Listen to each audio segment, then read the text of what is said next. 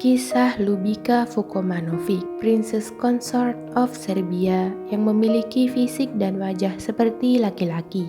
Ljubica Vukomanovic lahir pada September 1788.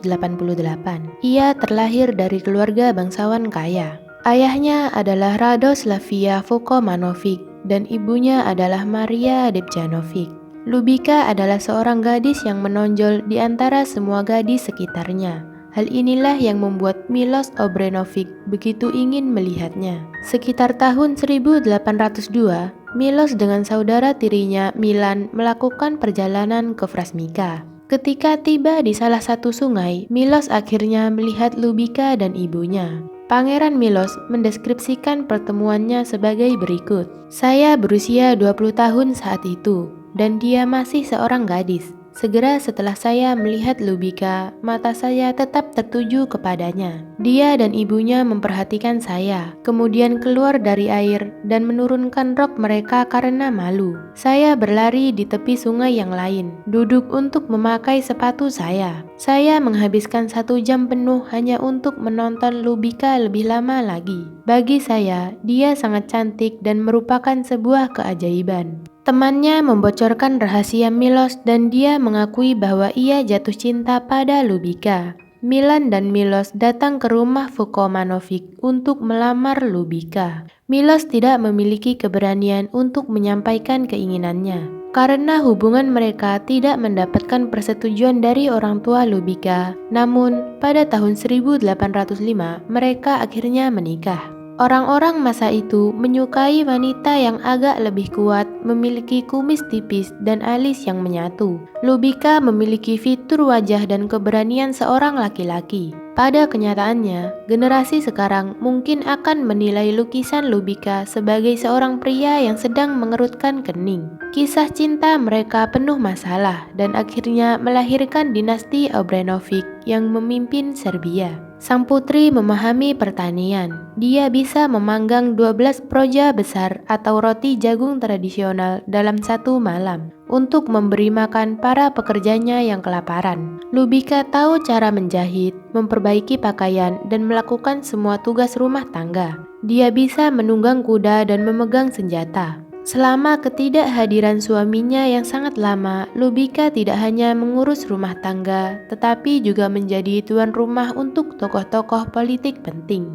Pangeran Miloš dinobatkan sebagai penguasa Serbia dengan total anak terbanyak, yakni sekitar 19 anak yang terdiri dari 8 anak sah dengan Princess Ljubica dan 11 anak tidak sah dengan para selingkuhannya. Putri Ljubica bukanlah seorang wanita yang mentolerir saingan. Suatu hari, saat Ljubica sedang menjamu tamunya, dia memutuskan untuk menyelesaikan masalahnya dengan wanita selingkuhan suaminya, yaitu Petria. Sang putri mengungkapkan sebagai berikut. Saya menemukan Petria di rumah kami. Dia sedang menyiapkan tempat tidur. Kemudian saya bertanya, untuk siapa dia membuat 2 tempat tidur? Dia menjawab bahwa itu untuk suami saya, Miloš dan dia. Saya kemudian bertanya, jika itu untuk kalian, lalu di mana saya akan tidur?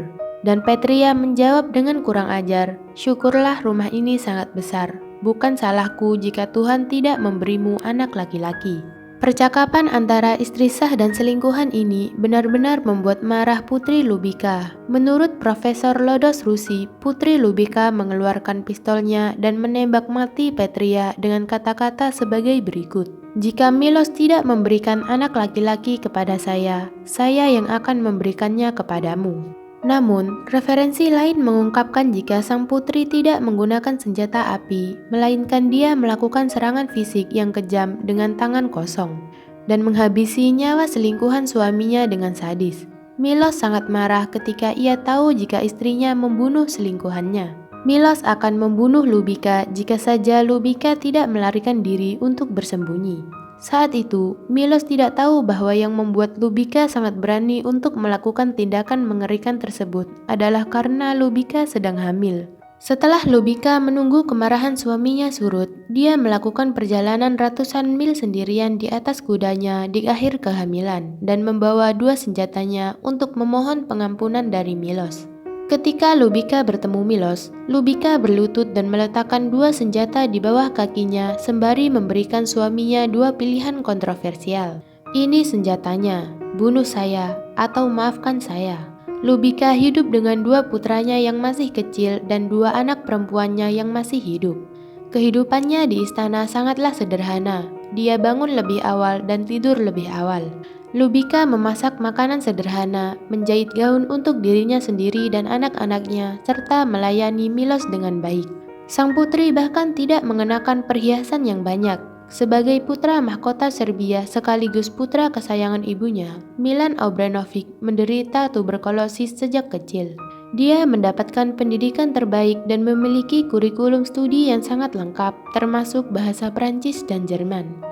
Menurut legenda yang beredar pada salah satu pemberontakan, Putri Lubika memerintahkan penjaga untuk membunuhnya dan seluruh pelayannya jika kerajaan mereka mengalami kekalahan. Milos Obrenović akhirnya turun tahta pada 13 Juni 1839 demi putranya Milan.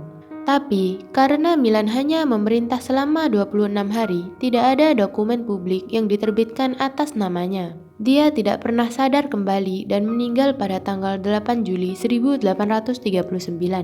Setelah kematiannya, saudaranya yaitu Mihailo Obrenović naik tahta sebagai Mihailo III. Pada tahun 1842, terjadi pemberontakan besar karena ketidakpuasan rakyat dengan pemerintahan Mihailo. Rakyat memiliki 8 poin tuntutan pada pemerintah, terutama kebijakan mereka dalam menaikkan pajak. Pangeran Mihailo dipaksa turun tahta dan mengusir ibunya, Putri Lubika, dengan seluruh keluarga Obrenović. Sang putri mengalah dan keluar dari negaranya. Kesehatan Lubika mulai memburuk sejak bulan April 1843. Dia mengeluhkan pembengkakan perut, kehilangan nafsu makan, berkeringat, dan sering muntah. Putri menceritakan pembicaraan terakhir dengan ibunya sebagai berikut. Ketika saya mencium tangannya, ibu saya berkata kepada saya, "Ingat anakku, tangan siapa yang kamu cium? Ini adalah tangan seorang ibu Serbia. Ibu yang tidak bahagia dari Serbia, yang tidak bahagia, ibu adalah wanita paling malang."